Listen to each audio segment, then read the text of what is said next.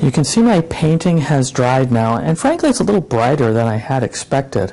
If I zoom in a little bit here, you can see that the spots where I dropped in the water have kind of blossomed out a little bit. It pushed the paint away, so I'm going to use that as the center of one of my flowers and this one in the upper right as well. So I'm going to be going back and forth here, grabbing paint from the right hand side from the cups you can see there. I've got my clean water over there also, and on the left where you can't see it, I've got a bunch of paper towels. I'm going to be using kind of a biggish brush, and we'll see how this works. It doesn't really matter, I don't think.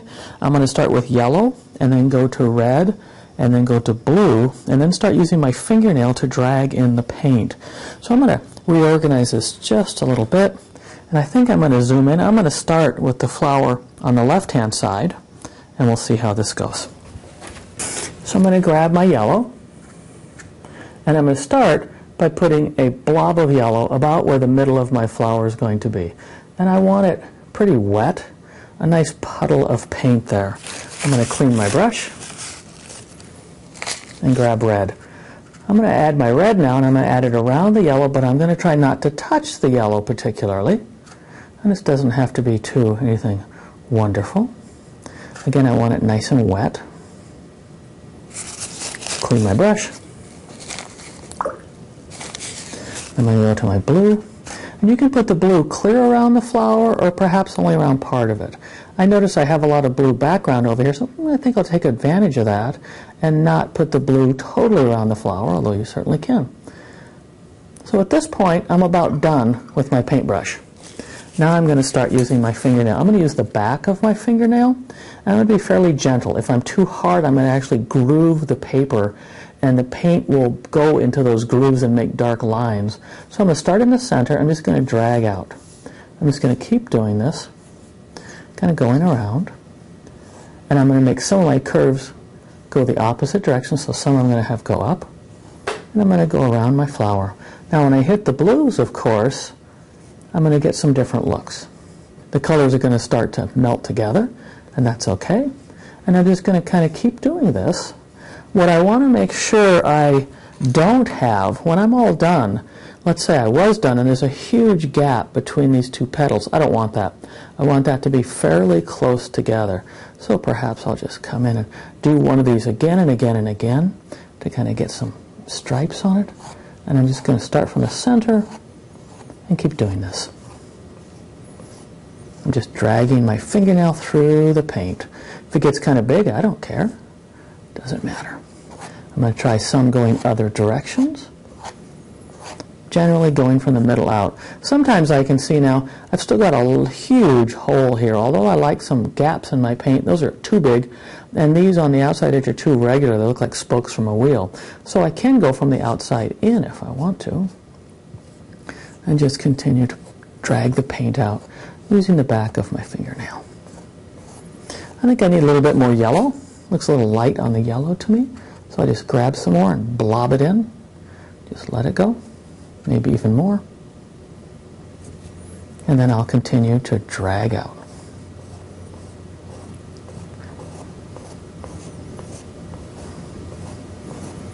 I do like some of the petals to cross over other petals.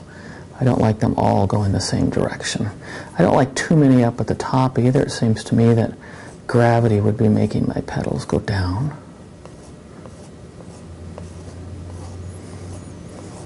So I think this is about done. I think I still want a little bit more yellow. I do have some white spots left, or some blank spots I should say, where there's no paint. I'm going to leave those. I think those are fine.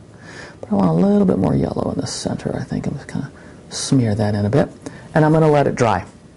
And then I'm going to continue on and do a very similar thing to the second flower that's up in the upper right corner. You can see the first flower is just about dry now. Let me zoom in a little bit. And you can see we have some really nice little white spots left. Those are really going to come out nice. I have the petals going off mostly one direction, but a few crossing over. That'll make it more interesting. The center's mostly yellow and it fades out to the other colors. I have kind of a big globby petal here on the left-hand edge, but I kind of like that. And also when I mat this, a little bit of this is going to be covered by the mat, so I don't worry about that. Down below, when I was dragging out some of the petals, you can see it just got, I kind of ran out of paint and it got kind of dotted at the end. That's fine, no problem whatsoever. So now what I'm going to do is start working on the upper right flower. I'm going to move my paper. I'm going to try to work on this one so you can see me do it. This is going to be my center area. I'm going to have my flower go out. Now I'm probably going to go ahead and drag it right off the edges of my paper where my mat will be, just so I can keep a nice continuous flow. So I'm going to do exactly the same thing again. I'm going to be grabbing my yellow paint. Let me get organized here a little bit. I'm going to grab my yellow paint and make a center. I did start with a clean brush, by the way. Nice and wet and juicy. Clean my brush. Add some red. I think this time I'm not going to use quite, oh, I like the red. I take that back. If you splatter some paint, doesn't matter. It's very loose and easy. Clean my brush. Grab some blue.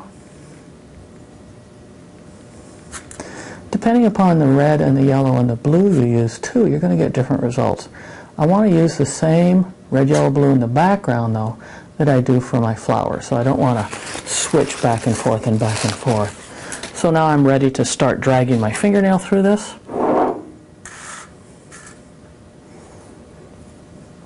I was thinking this was going to be a little bit smaller flower, but now I can see it's looking pretty large. It's okay. So yeah, I'm just going to drag it out. If it crosses over the other flower, it's okay.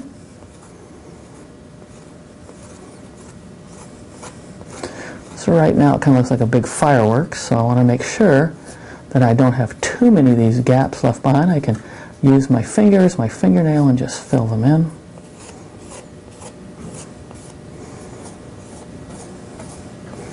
Again, I want a couple petals going in different directions. I'm going to continue, even though some of this is off the mat. I don't care. I want to make sure it still looks okay.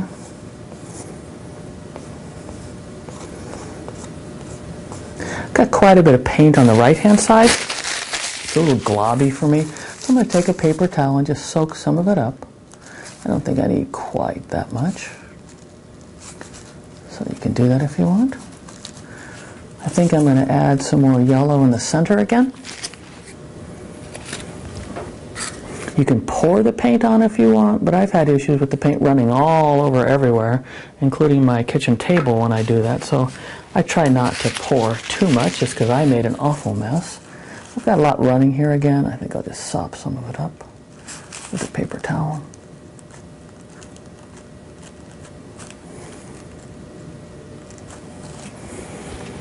And a little more maybe right here. And I think that one's done, so I'm going to let it dry now. Here you can see both flowers in relationship to each other. The one on the upper right is still wet. The one on the left is just about totally dry now. And you can see the one on the left is lighter than it had originally been, so the one on the right will dry a little lighter too.